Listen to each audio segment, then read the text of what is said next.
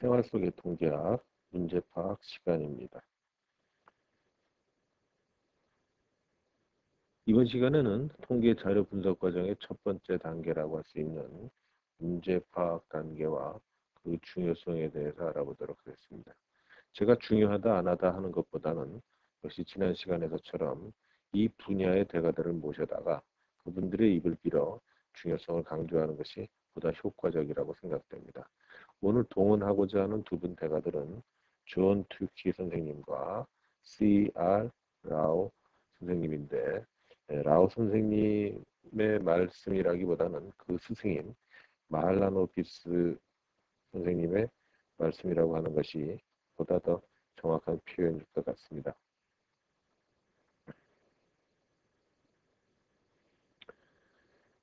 두 분 다 지금은 고인이 되셨지만, 두 분이라고 하는 건 제가 튜키 선생님하고 마할라노비스 선생님을 말하는 거고요.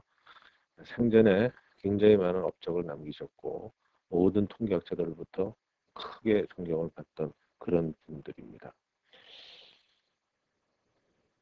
존 튜키 선생님의 경우는 2000년도에 돌아가셔서 아직 저 자신도 튜키 선생님을 가까이서 한두 번 뵌 적이 있기 때문에 활발했던 그 모습을 아직도 잊지 못하고 있습니다.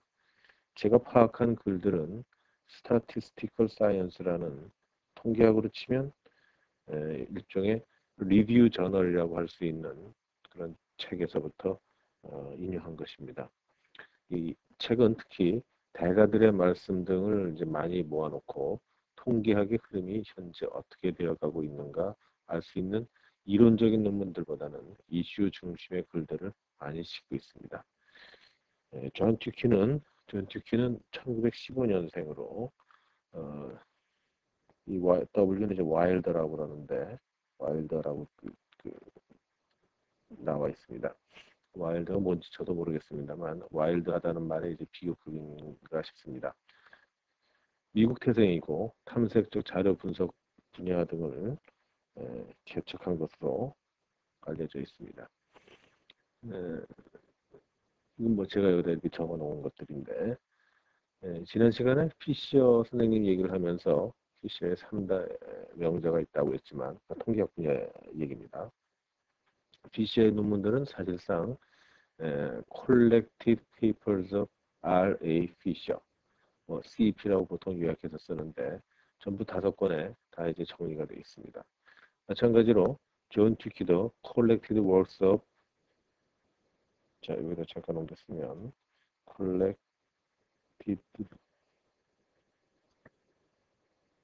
Works of 자 저희 이름 그대로 다시 한번 반복합니다. 존 튜키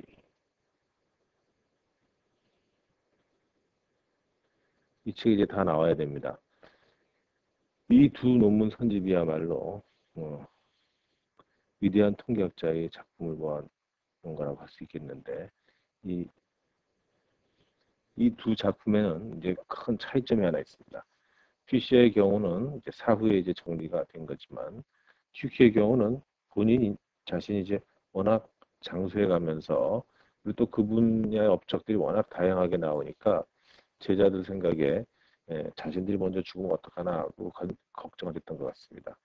그래서 60년대부터 튜키 업적집이 나오기 시작했습니다.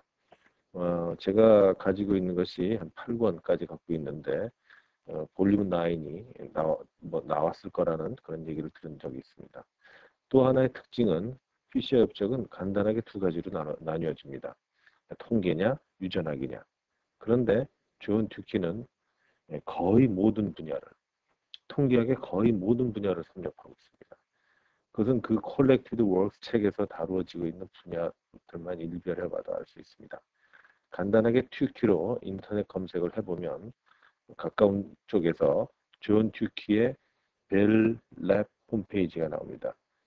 존 튜키는 벨 레버러티, 벨 연구소에서 굉장히 오랜 기간 동안 그 부회장으로 이제 바이스 프레지던트로 있었기 때문에 벨랩에도 상당히 좋은 페이지를 하나 갖고 있습니다. 자, 그거 이제 잠깐 들어가 보면 들어가죠. 그 한번 특히 컴퓨터 사이언스 하는 사람들 입장에서 보면은 바이트, 빗 할 때 이 비트가 무엇의 준말인지 여러분들 잘 아시겠죠? 바이너리 디짓, 바이너리 디짓의 준말입니다. 바이너리 디짓 준말인데 이 말을 이진수에 해당하는 이 말을 만든 사람이 바로 튜키입니다. 이것 외에 잠시 후에 다룰 줄기, 그림, 탐색적 자료 분석에서 등장하는 모든 용어를 다 이 존 튜키가 만들었다고 할 수 있겠습니다. 제가 가지고 있는 사진이 별로 많지가 않은데 이외에 이제 존 튜키의 아까 그 페이지에 가보시면 아주 젊었을 때부터 나이 들어서까지 사진이 쭉 나와 있습니다. 다시 돌아가면 문제 파악이라는 이 섹션, 이 슬라이드에서 관련지어서 제가 존 듀키를 언급하고 있는 배경은 이 Statistical Science라는 잡지가 창간하면서 소위 현존하는 위대한 통계학의 대가들과 인터뷰를 주선하고 있었습니다. 이게 우리 초점은 아니니까 초창기 얘기를 이제 한번 하는 건데 그 인터뷰를 주선하는 가운데 존 듀키와 함께 그 친구면서도 이제 뭐 위대한 통계학자 중에 한 사람으로 꼽히는 프레드 모스텔러를 인터뷰한 적이 있습니다. 모스텔러.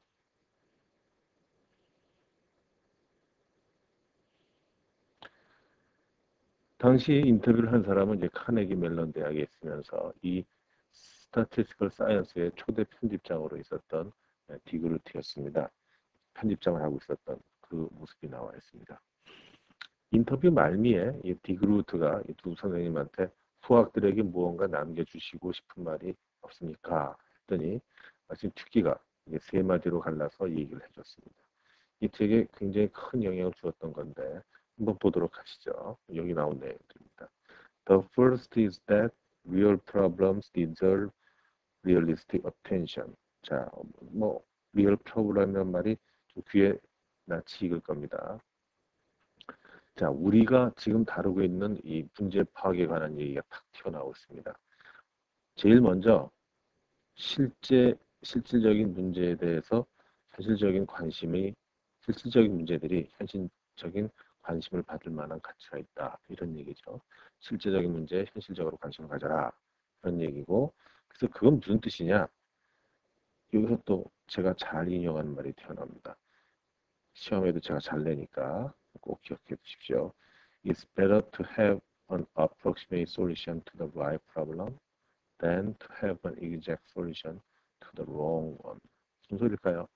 한번 잘 해석을 해보시기 바랍니다. Approximate solution to the right problem 하는 것은 뭐냐면은 올바른 문제에 대해서 문제를 제대로 파악을 한 겁니다. 그래서 근사하게 답을 주는 것이 wrong one. 여기서 one은 역시 problem을 받고 있는 거죠. 그래서 틀린 문제를 exact solution, 정확하게 푸는 것보다 훨씬 낫다. 당연한 이야기 같지만 이게 잘 지켜지지 않는 게 문제입니다. Approximate solution to the right problem. 이것을 여러분들이 꼭 기억해 두시기 바랍니다. 그리고 처음 말씀하시기를 that one should learn from real problem. 실제 문제를 이렇게 강조하고 있습니다. 실제 문제를. 자, 실제 문제로부터 배워야 한다. 배우도록 노력해야 된다. 실제 문제를 학습도구로. That they can be extremely suggestive over the long pull about both theory and techniques. 단순히 이론뿐만 아니라 그 실제 기법에 대해서도 아주 좋은 도움이 된다 하는 그런 얘기입니다. 저 자신도 최근 그 지역 현장에서 다니면서 이 현장의 일이 얼마나 도움이 되는지를 뼈저리게 느끼고 있습니다. 현장 중심의 사고. 이게 매우 중요합니다. 리얼 프로블럼 이걸 얘기해 주는 겁니다. 그럼 그 다음에 또 세 번째로 또 뭐라고 말씀하시냐면은 that the use of techniques is not confined to the instances that are covered by theory. 그 기법을 사용하는 것이 결코 이론에 제한되어서는 안 된다. The use of techniques is not confined to the instances that are covered by theory. If you had to have theory to cover every application, 모든 응용에 다 적용될 수 있는 이론을 만든다면 very few techniques would ever get used. 사용할 수 있는 테크닉은, 즉 기법은 거의 없을 것이다. 즉 이론에 너무 집착하지 말아라 하는 그런 말씀이 있습니다. 제일 중요한 얘기는 역시 이겁니다. 여기서 특히 이 문제 파악이란 절의 성격과 관련지어서 제일 중요한 얘기는 여기 있다 하는 거 잊지 마시기 바랍니다. 주기 선생님이 문제 파악의 중요성을 이렇게 강조해 주셨습니다. 자, 그다음에 여러분 퀴즈 하나 푸셨죠? 그 다음 라오 선생님 얘기는 또 뭐냐? 라오 선생님 쪽으로 한번 넘어가죠. 라오 선생님은 한국통계학회 초청으로 와서 강연을 한 적도 있습니다. 1920년생이시고 현재까지 아마 건재하시다 이렇게 알고 있습니다. 제가 라오를 언급하는 것은 이분이 자타가 공인하는 피셔의 유일한 제자이기 때문입니다. 제가 말하는 제자라는 것은 통계학 제자이기 때문입니다. 이 유전학자들이 주장하는 그 피셔가 유전학자인 근거 중에 하나는 피셔가 길러낸 제자 7명 중에 박사학위를 받은 그 7명 중에 6명이 유전학 쪽이고 단 한 명의 통계학 제자가 있었다. 그 사람이 바로 이 라오인 것이죠. 라오가 인도에 있었을 때 스승님이 마할라노비스이십니다. 다시 한번 라오로 다시 돌아가죠. 이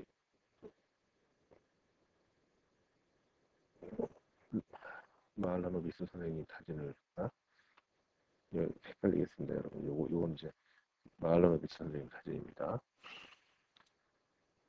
인도 통계연구소, 우리가 보통 이제 ISI라고 Indian Statistical Institute라고 부르는 이 IS를 이제 창설한 분입니다. 인도의 통계학을 세웠다 이렇게 보시면 되고, 특히 농업 통계 등의 엄청나게 많은 분야에서 마할라노비스 디스턴스라든가 하는 그런 본인의 이름이 붙어 있는 그런 그 기법들이 상당히 많이 있습니다. 사진은 이제 웹에서 마할라노비스라는 키워드를 쳤을 때 나온 것 중에 하나입니다. 1898년생이시고 1972년에 돌아가셨습니다. 이 마할라노비스를 언급하는 이유는 라오의 인터뷰 때문입니다.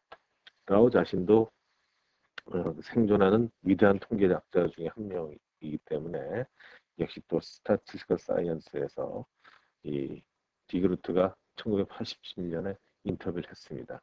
그 내용은 이제 88년도에 실렸는데 인터뷰 중에 스승들에 대해서 이야기를 물어본 게 있습니다.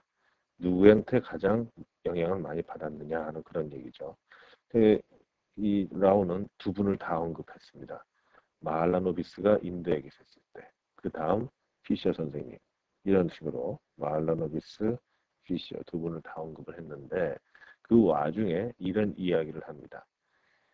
I would say Professor Mahalanobiss in India, his whole idea was that statistics must have a purpose.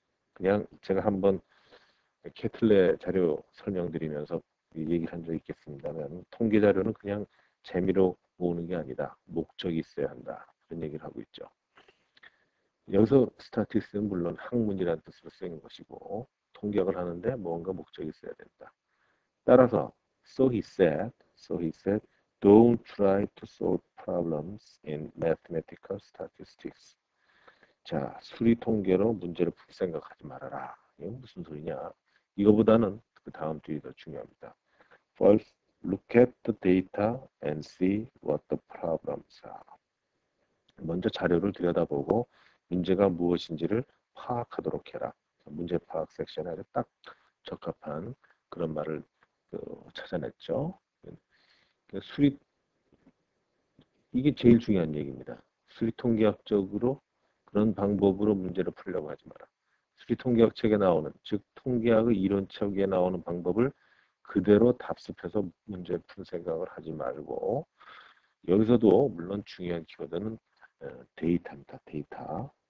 데이터라는 게 제일 중요한 키워드가 되겠는데, 데이터를 살펴보고 나서 문제가 뭔지를 파악해라. 문제가 무엇인지를 파악하라는 우리 섹션의 말이 그대로 나오고, 자료를 살펴보고 나서 문제가 무엇인지를 파악해라. Then try to develop the appropriate methodology for that kind of data. 따라서 then try to develop 어쩌고 저쩌고 저쩌고 그런 종류의 자료를 분석하는데 적합한 방법을 개발하도록 해라. 라는 대단한 말입니다. 저한테는 상당히 인상 깊은 그런 말씀이었는데, 저와 마찬가지로 여러분들도 이 뜻, 자료를 먼저 살펴보고 문제를 파악하라는 의미를 기억하기 바랍니다. 그 다음 이야기는 이제 피시아 선생님이 논문 지도란 어떤 것이냐에 대해 말씀하신 것인데, 이 또한 시사하는 바가 있습니다.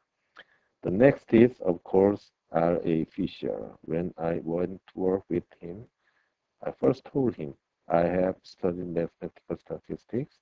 I have also done some research. How would you give me a problem that I could work for my thesis? 자, 여기다 뭘 덧붙였냐면 as students do in this country. 여기서 in this country는 물론 미국입니다. 자, 내가 mathematical statistics, 수리 통계를 공부했고 그 수리 통계에서 연구 결과도 좀 있습니다. 업적도 있고 논문을 쓰기 위해서 제가 필요한 문제를 하나 주시겠습니까? 문제를 달라고 한 겁니다. 미국 학생들이지 흔히 그랬듯이. 그때 사부님 말씀이 자, no, the problem must be yours. 문제는 네가 스스로 생각해서 가져와야 하고 내가 할 일은 I can help you solve the problem. 네가 그 문제를 푸는 걸 도와주는 게 내 역할이다. 이게 진정한 의미의 지도죠. 문제는 네가 가지고 와라. 네 문제여야 한다. 나는 네가 문제를 푸는 것을 도와줄 것이다. 이것이 피셔 선생님의 교훈이셨습니다. 아주 중요한 이야기죠. 여기 이 앞부분 마할라노비스 선생님이 말씀하셨던 자료를 먼저 살펴보고 문제가 무엇인지 파악해라 하는 말씀이나 피셔 선생님의 말씀이나 마찬가지입니다. Problem must be yours. 제가 계속 강조하는 것은 이 문제 파악이라는 부분입니다. 튜키 선생님하고 라오이 스승님들의 말씀이 다 일맥상통한다는 것을 느낄 수 있을 것입니다. 특히 마할라노비스 선생님이 말씀하실 때 각각의 자료에 따라서 적절한 방법을 개발하라는 말씀은 그대로 이 튜키한테 적용이 됩니다. 왜 굳이 튜키에게 적용이 된다고 말씀드리냐 하면은 일컬어지기를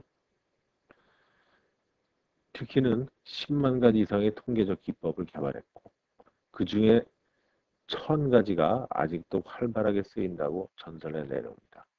10만 가지 기법을 개발했다는 것은 결국 튜키 앞에 10만 가지 문제가 있었다는 이야기고 그 문제를 풀기 위해서 그러니까 그 자료를 제대로 파악하기 위해서 10만 가지 기법을 그대로 개발할 수밖에 없었다는 이야기로 연결이 됩니다. 다음 페이지로 넘어가 보겠습니다. 한 이야기, 문제 파악이 왜 중요한가? 문제 파악의 중요성에 대해서 이제 좀 말씀을 드리도록 하겠습니다. 왜냐하면 가장 많은 시간과 노력이 실제로 들어갑니다. 그러니까 이것이 중요하다는 것이죠. 제 경험으로 보나 이 선생님들의 말씀의 비중으로 보나 이것에 가장 많은 시간과 노력이 들어갔다는 것을 여러분들이 아셔야 됩니다. 제 경험을 들어서 설명드리는 것보다는 표준 업무 절차를 하나 소개해 드리도록 하겠습니다. 한국갤럽의 홈페이지에 따따따입니다. 중요성에서 자, 다음 단계 조사 협의 단계 등을 얘기를 했고 그 다음 단계의 작업 방식을 바로 이 문제 파악 단계에서 정합니다. 자, 얘기했죠? 수집, 요약, 분석에 관한 것들. 그렇기 때문에 이 문제 파악 단계에서는 측정에 필요한 용어 정의나 그 기존에 정의되어 있는 용어를 활용할 수밖에 없습니다. 즉, 중요한 것은 what to measure, 무엇을 잴 것입니다. 조심할 것은 이게 how가 아니라는 거죠. how가 아니라는 것. how가 아니라는 것. 무엇을 측정할 것인가, 이제 어떻게 측정할 것인가는 2단계에서 중요한 문제가 아닙니다. 그래서 측정에 필요한 것, 새로운 용어나 현재 있는 용어들을 활용하게 됩니다. 기존 용어나 새로운 용어를 서로이 정의하게 됩니다. 예를 하나 들겠습니다. 지난번에 소개한 적이 있는 캐틀레가 여러 가지 통계 업적이 있다고 그랬는데 그때는 두 가지를 언급했었죠. 평균인이라는 개념을 하나 만들었고 분포 적합, 특히 정규 곡선을 적합하는 문제를 우리가 다뤄봤었습니다. 그 대상이 되었던 데이터는 물론 스코틀랜드 군인 자료였습니다. 이 두 가지 업적에 비하여 또 보다 더 흥미진진한 내용으로 비만도, 영어로 하면 이제 오비시티가 될 텐데요. 오비시티를 측정하는 그런 지수를 하나 개발한 것이 있습니다. 이 값이 어느 정도면 뚱뚱하고 어느 정도면 정상인지를 나타내는 그런 지수입니다. 자, 그럼 무엇을 재면은 비만도를 측정할 수 있겠는가? 이게 우리의 문제 파악이 되겠죠. 뚱뚱하다면 뚱뚱한 것이 뭐냐 이겁니다. 뚱뚱하다는 것을 생각해 보면은 키에 비해서 몸무게가 많이 나가는 것을 뚱뚱하다고 하는 거죠. 키에 비해서 몸무게가 많이 나가는 것. 점점점 이렇게 얘기를 해놨습니다. 그래서 캐틀레는 이걸 뭐라고 정의했냐면 키에 비해서. 근데 키를 이제 제곱을 했습니다. 이게 좀 특이한 건데 여기 제곱입니다. 키의 제곱. 단위는 미터로 했고요. 이 값이 그 다음에 분자에는 이제 몸무게를 킬로그램 단위로 놓았습니다. 키는 제곱해서 미터 단위로 해서 제곱을 하고. 그래서 캐틀레의 정의는 이렇게 나오는데